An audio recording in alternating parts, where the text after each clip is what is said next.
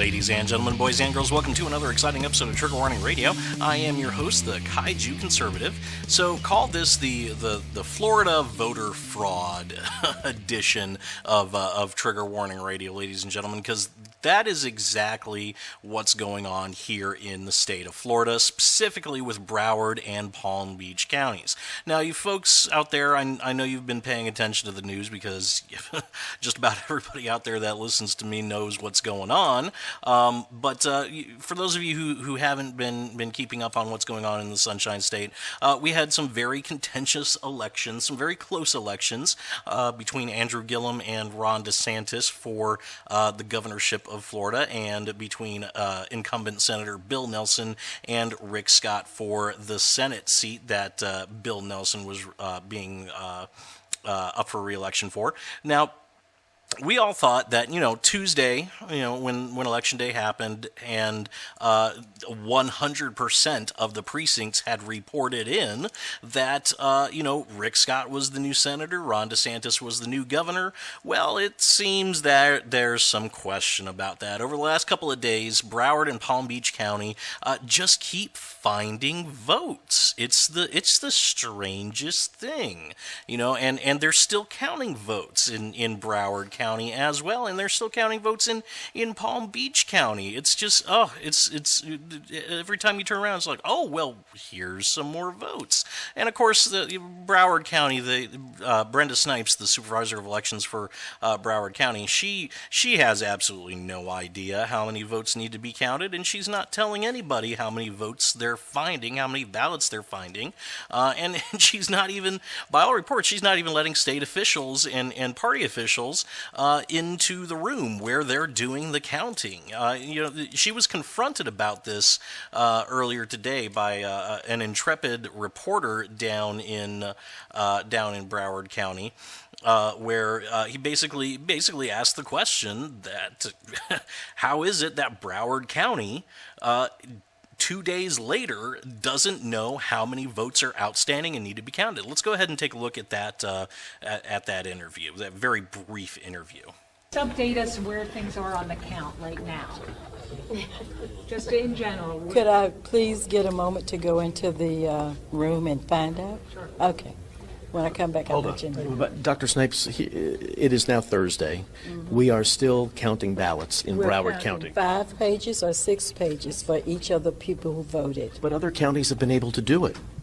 But other counties didn't have 600,000 votes out there. Well, Miami-Dade did. Well, have you been inside Miami? Never mind. Let me go check. I'll check. But it's a serious issue. It always seems like it is. It's a serious issue with me. I've been doing this now since October 22nd. But if it's a serious issue with you... We ran 22 sites. We ran 14 days. We ran 12 hours. We had a big vote by mail. So don't try to turn it around to make it seem like I'm making comedy out of this. I don't think anybody's... Anybody's making... But the question... But there are serious questions. Why is she done for the moment? We'd like to know how many votes are outstanding. He's going to get us some numbers, guys. He's going to get us some numbers. Let's just be patient, and we should be patient here.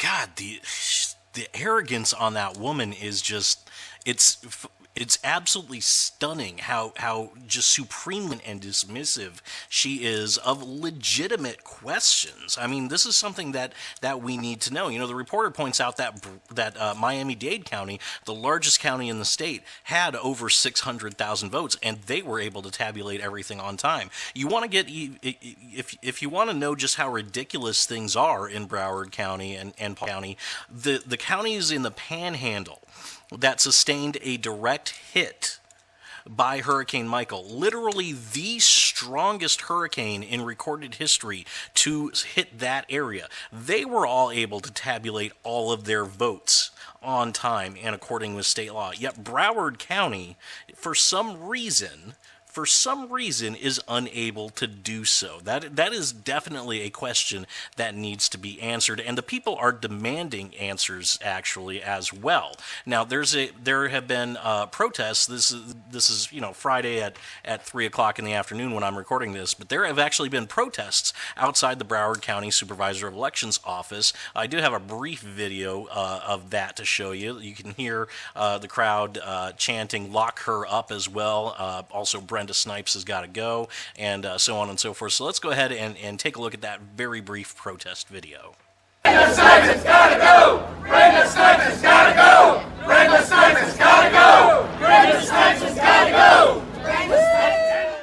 Folks, it's gotten so bad in Broward County that leftists even are pointing out how rotten this is. Jill Stein, former Green Party candidate, basically admitted that this looks really, really bad. This looks like a clear-cut case of voter fraud going on in Broward County, and she basically said that Debbie Wasserman Schultz needs to be investigated. She let fly with a series of tweets blasting Broward County election officials and Debbie Wasserman Schultz as well. In fact, Brenda Snipes, she was sued by Tim Canova. He was a Democrat Party candidate who was trying to primary Debbie Wasserman Schultz in 2016, and he sued because Brenda Snipes destroyed ballots in that election after they were counted before they could be verified. So this stinks so badly, even leftists are coming out and admitting how bad this actually looks.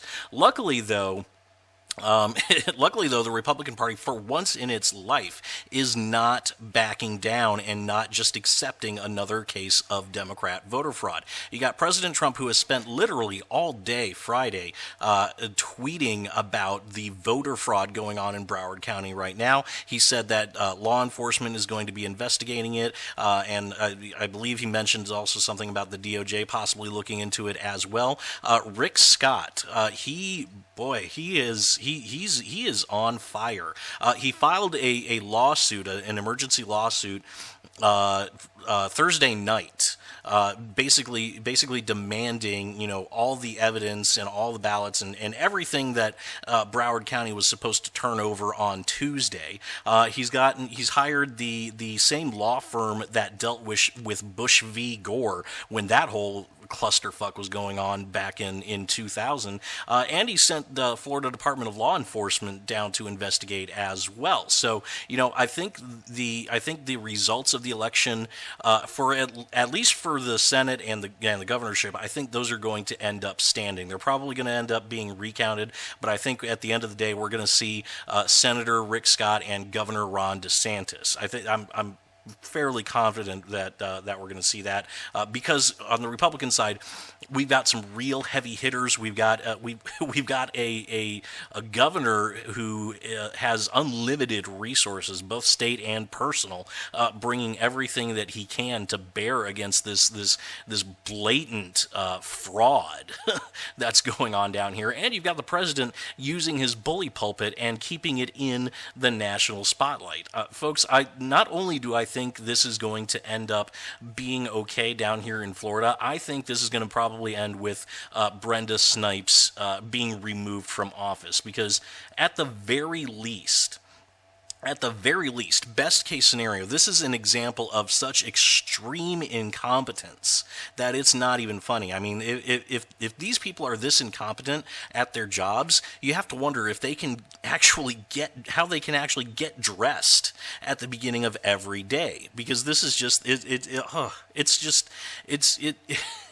there's just no other way to describe it. I mean, I want to believe that people can't be that stupid, but maybe they can be. Maybe it's absolutely possible for somebody to be that stupid. Worst case scenario, this is an actual attempt to steal an election by the Democrat Party, which is what it's looking like with the blatant arrogance and the quote-unquote finding of votes. I mean, they found votes they found votes in a school. They found ballots in a school that were not counted. Ballots were being transported by personal vehicles. They even rented a truck down in Broward County, for God's sake. I mean, talk about violating the chain of custody.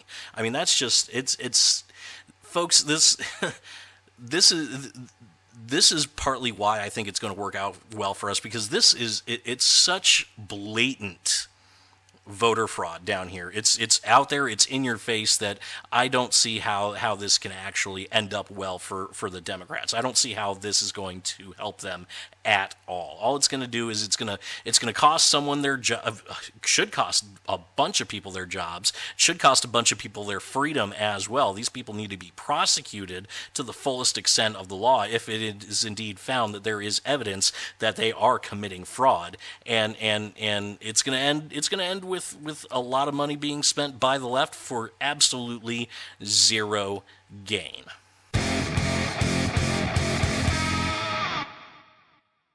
Hey guys, thanks so much for listening. Let me know what you think about all this in the comment section below. As always, if you liked what you heard, leave a like and subscribe to my channel. Both those things help me out quite a bit. And I will see you all next time.